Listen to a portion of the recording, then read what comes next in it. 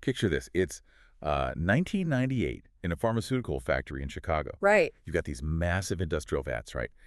And they're churning out millions of capsules of a drug called Ritonavir. Which at the time was an absolute miracle drug. Exactly. I mean, it is literally saving the lives of HIV patients all around the world. Everything is running perfectly. And then, literally overnight, the factory's quality control tests just start flashing red. Out of nowhere. Yeah. The capsules are suddenly turning cloudy. Yeah. And worse, they won't even dissolve anymore. Which means they don't work. Right. And when the scientists actually look under a microscope, they realize the drug hasn't just, gone bad. Yeah. It has spontaneously reorganized itself into millions of microscopic razor-sharp needles. It's so wild to think about. And nobody sabotaged the recipe. Nobody dropped a contaminant into the vats. I mean, the chemical formula was completely identical, but a literal physical glitch in the universe just silently overwrote the drug, completely erasing its ability to function. It sounds like a ghost story, honestly, or, some kind of dark magic. But it's actually a really fundamental and, frankly, pretty terrifying mechanism of physical reality. Well, welcome to the deep dive. If you've ever felt like the technology running our world is becoming, totally unmanageable, today's stack of sources is going to completely change how you view reality. It really is. We're looking at a wildly popular Veritasium video on this exact chemical disaster alongside some really dense scientific papers from Abbott Laboratories, specifically Bauer et al. From 2001. Right, the team that actually dealt with it. Yeah, and we're crossing that with cutting-edge systems architecture notes and a really fascinating corporate strategy book called Moment of Clarity. It's quite the stack today. It is. Our mission today is to understand this phenomenon known as thermodynamic drift. We are going to explore why physical reality will always override the rules we try to program into it, and why this forgotten law of physics is the ultimate massive blind spot in modern artificial intelligence. It really is the blind spot of our era, and honestly, the AI architects are quietly panicking about it. But to understand why the people building the most advanced AI on Earth are panicking, we really have to dig back into that 1998 Ritonavir crisis. Because the story gets so much weirder than just, one batch of bad pills. Oh, absolutely. This useless needle-like version of the drug, which the scientists ended up calling Form 2, it didn't just ruin one vat.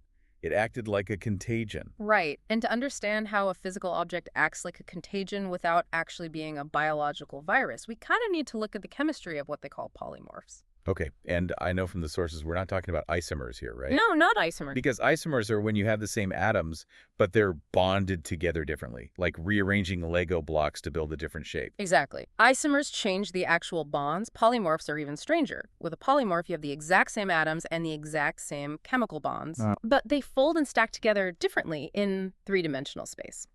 The Veritasium video actually uses a fantastic analogy that, pretty much everyone can relate to, which is chocolate. Oh, right, the tempering process. Yes. So when a chocolatier is tempering chocolate, they aren't changing the ingredients. They're using highly precise temperature controls to force the cocoa butter molecules to stack into a very specific geometric layout called Form V. Form V. Got it. Yeah.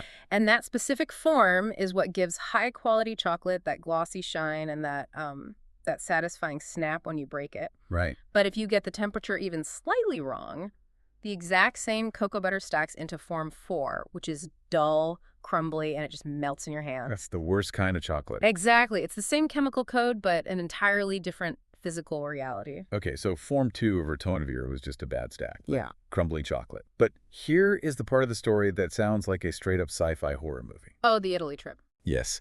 So a team of scientists from that contaminated Chicago lab, they fly to a totally clean, perfectly functioning factory in Italy to try and figure out the problem.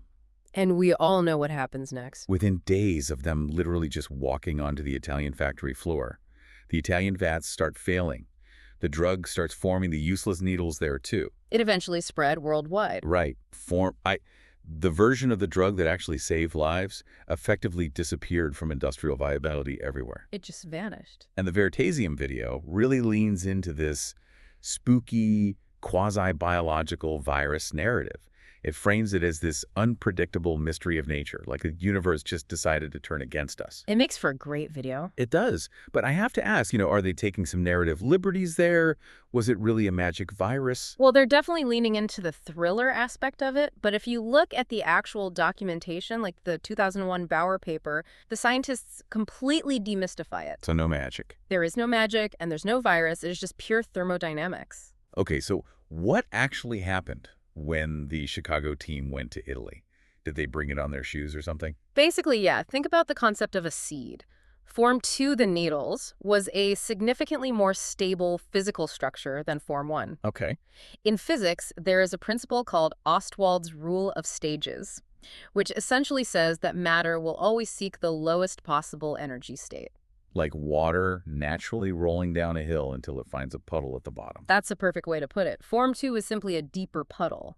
It required less energy to exist. So the drug kind of wanted to be Form 2 all along. Exactly. The universe naturally pulled those molecules into that deeper thermodynamic well, and once that Form 2 shape existed out in the world, it was incredibly stable. Wow. So a microscopic speck of it, maybe on a scientist's shoe, like you said, or a piece of luggage, acted as a nucleation site, a template. Right. Yeah. Once the drug molecules in the Italian factory bumped into that tiny template, they essentially realized it was a more stable shape, and they just folded right into it. We just snapped into the new geometry. Yes. And this actually echoes a really old historical phenomenon mentioned in our system's architecture sources known as tin pest. Oh, man, the organ pipe. Yeah.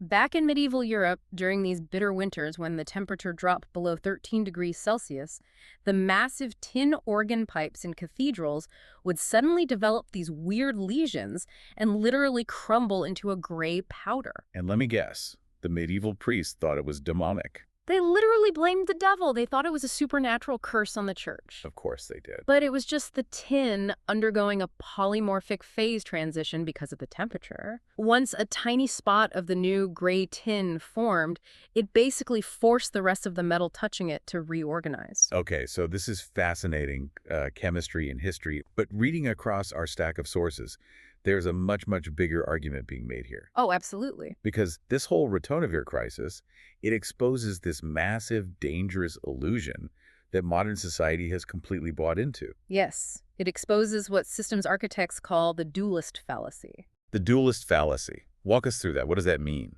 Well, we've been culturally conditioned, especially over the last 50 years of the computer age, to believe that we can separate the software from the hardware. Right. We think that the idea, the semantic intent, or the code is one thing, and the physical substrate, the silicon or the crystal, is something completely separate. We think the code is the only thing that matters. But the Ritonavir crisis proves the code isn't the thing. Yeah.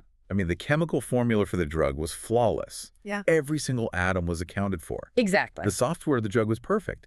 But its semantic, meaning its ability to actually fight the HIV virus, was entirely wiped out just because the physical layout changed. Exactly.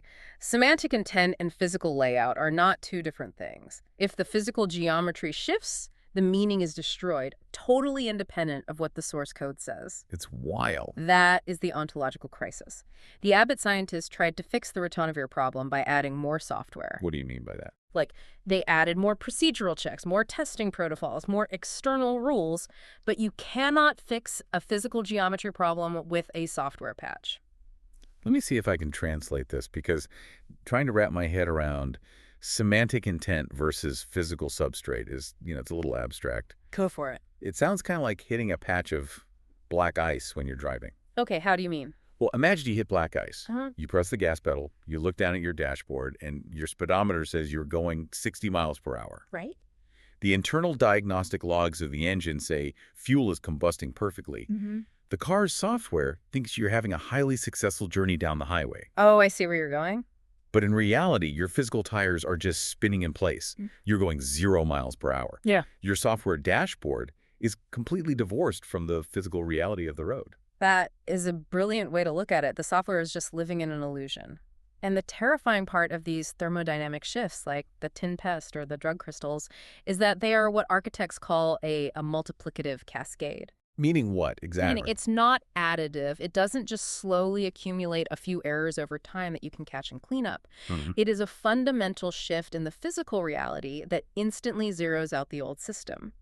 When the black ice hits, your traction doesn't drop by 10%, it multiplies by 0. Wow. Okay, so this brings us to the elephant in the room.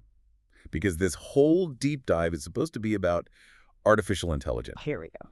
And I have to play devil's advocate here because I think a lot of people listening will have this exact question. Sure. A pill melting or a cathedral pipe crumbling? That makes physical sense to me. But AI is software. It's math on a server somewhere in the cloud. Math doesn't have a temperature. How does thermodynamics apply to a large language model? See, that right there is the dualist fallacy in action. Oh, I'm guilty of it. We all are. But AI is not weightless math in the cloud. Software is an illusion. Code has to physically execute in space and time. Right, on actual servers. Yes. An AI model is actually just millions of microscopic electrical voltages moving through physical silicon chips. Right. And those silicon chips are absolutely subject to thermodynamics. Wait, so you're saying the heat of the server farm actually changes the math? Precisely. The mathematical weights of an AI might look static and perfect on your computer screen, but when they execute physically, they are subject to thermal noise, voltage fluctuations, and microscopic variations in the silicon. That is terrifying. And right now, the modern AI industry is dealing with its own version of Tempest.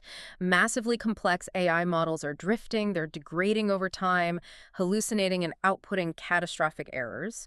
And the industry is reacting with this kind of gothic dread. They're acting like the medieval priests with the organ pipes. They just treat the AI like a mysterious black box. Because they are completely blind to the physical substrate. The AI industry right now is trying to govern these systems using lagging semantic indicators. Right. They read the text the AI outputs to see if it's safe, or they run a secondary piece of software to audit the primary software. Wait, slow down.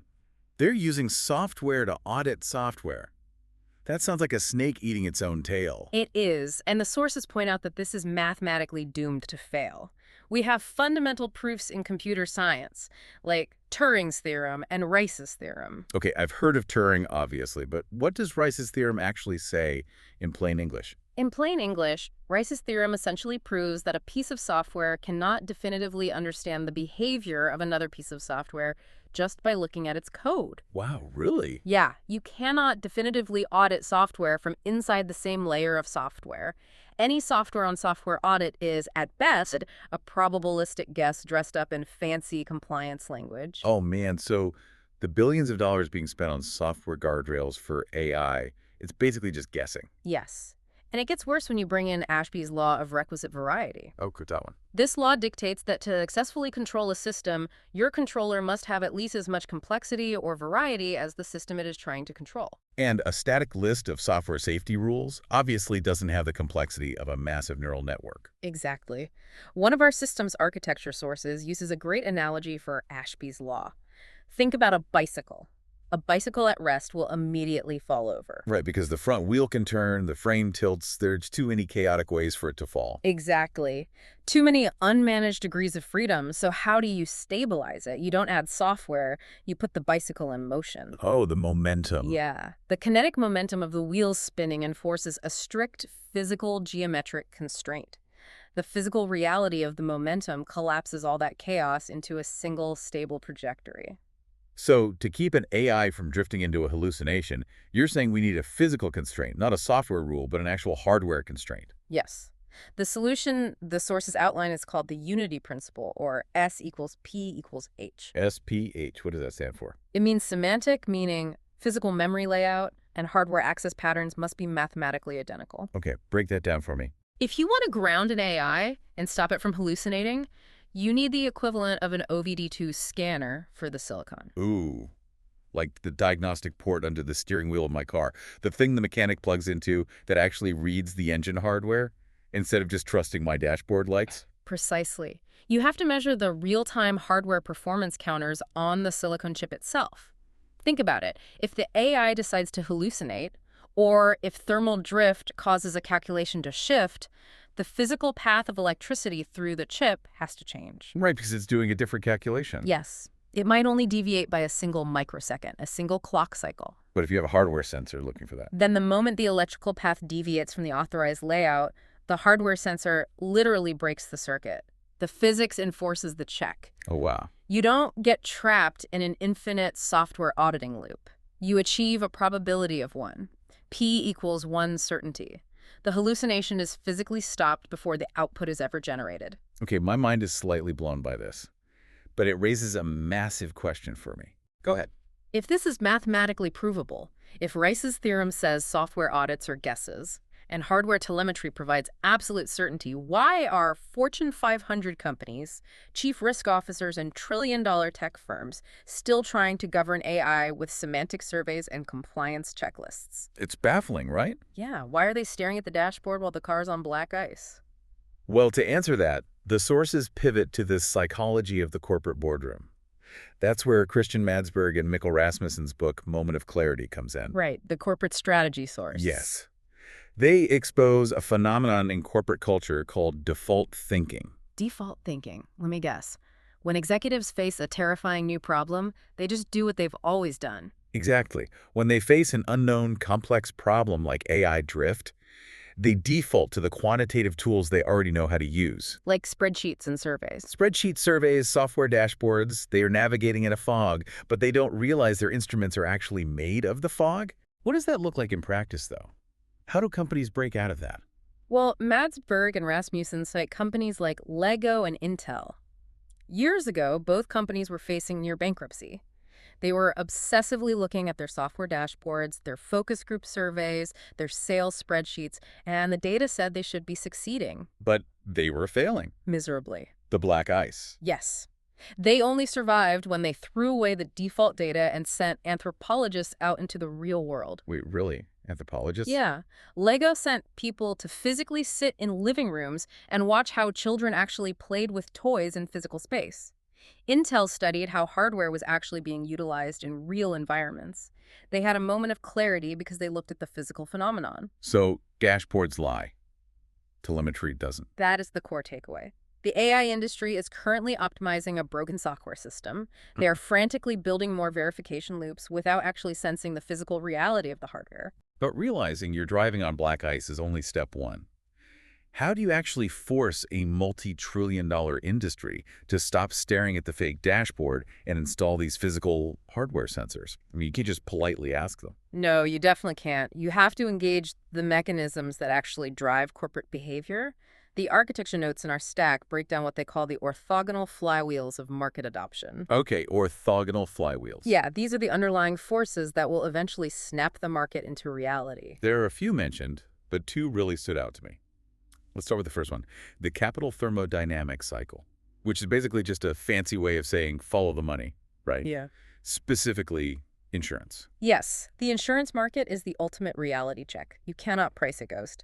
If an AI system is just software verifying software, it generates infinite, unquantifiable liability. Because if the AI drifts into a Form 2 polymorph and hallucinates a catastrophic high-frequency stock trade or a terrible medical misdiagnosis, the financial damage is basically infinite. Exactly. And an insurance carrier cannot attach a premium to infinite, unquantifiable risk. This becomes a forcing function, specifically through D&O insurance directors and officers' liability. Oh, that's where the board members can be personally sued if the company fails. Yes. Once corporate boards realize their personal assets are exposed because their AI system cannot be physically verified, the demand for hardware telemetry becomes immediate. That makes total sense. Right. Once a reinsurer demands physical ground truth or prices a hardware-verified AI significantly cheaper than a software-only AI, the market will snap to the new standard overnight. Right, because procurement teams won't do it just because a regulator told them to. They'll do it because it's a requirement to get insured. Capital forces the lock. Exactly. Money moves faster than regulation every single time. That is so logical. Yeah. But the second flywheel is even more fascinating to me because it's purely psychological. They call it the lexicon infection, the weaponization of vocabulary. This is a brilliant strategic maneuver. Vocabulary carries the frame of a debate. If you introduce highly specific, engineered terms into the market, words like substrate separation or functional role continuity, you alter how the entire industry perceives the problem. I was geeking out over this. You drop a term like substrate separation into a debate about AI safety. And the genius is, even the critics, the people who desperately want to defend their software audits, have to use your exact words to argue against you. That's the trap. By using your vocabulary, they validate the boundary you've drawn. The words bypass their intellectual defenses. If a critic publishes a paper arguing that software can achieve substrate separation, they are fundamentally conceding that the substrate is the actual battleground. They build their own trap through language. The debate quietly shifts from whether independent hardware verification is necessary to how to best achieve it. Yes. Once you give them the words to describe the black ice, they can't unsee the black ice. They realize their semantic software logs are just a lagging indicator. It is an elegant, systemic takeover. You use the lexicon infection to make them realize the dashboard is broken, and you use the capital thermodynamic cycle to give them a financial imperative to buy the physical telemetry. Wow. This has been an incredibly dense, paradigm-shifting journey today. Let's quickly summarize what we've unpacked for you. We started in a Chicago pharmaceutical plant, watching a life-saving drug turn into useless microscopic needles because the universe pulled it into a lower energy state. A literal shift in reality. Yeah, and we saw how this thermodynamic reality, where a physical layout overrides semantic intent, applies to everything, including the silicon chips running our artificial intelligence. We dismantled the illusion of dualism, the myth that code and hardware are separate. We saw mathematically, through Rice's theorem and Ashby's law, that software cannot definitively audit software. Right. True safety, P equals 1 certainty, only exists when semantic intent is locked into the physical execution of the hardware. From the chocolate in your kitchen to the billions of dollars in AI server farms, the lesson is pretty clear. Software is an illusion. Bits are weightless, which is exactly why they drift. Yep. If you want to survive the thermodynamic pull of the universe, you cannot rely on default thinking and semantic dashboards. You have to measure the physical substrate. And until the tech industry accepts this, they're simply driving their trillion-dollar vehicles on black ice, just waiting for the cascade. I want to leave you with one final, slightly provocative thought to mull over. We spend so much anxiety worrying about the software of artificial intelligence, what the machine is thinking, what its semantic intent is. We really do. But human consciousness is also heavily reliant on a physical substrate, our biology. We know that proteins in the human brain can misfold into prions, causing diseases that completely erase a person's identity through pure physical geometry. It's the same principle. It is. If the universe's default behavior is continuous thermodynamic drift toward a lower energy state, what hidden Form 2 polymorphs are waiting to emerge in our own biological hardware? When our physical substrate finally shifts to a more stable geometric layout, what happens to the semantic intent of you? That is a terrifying thought to end on. Thanks for joining us on this deep dive. See you next time.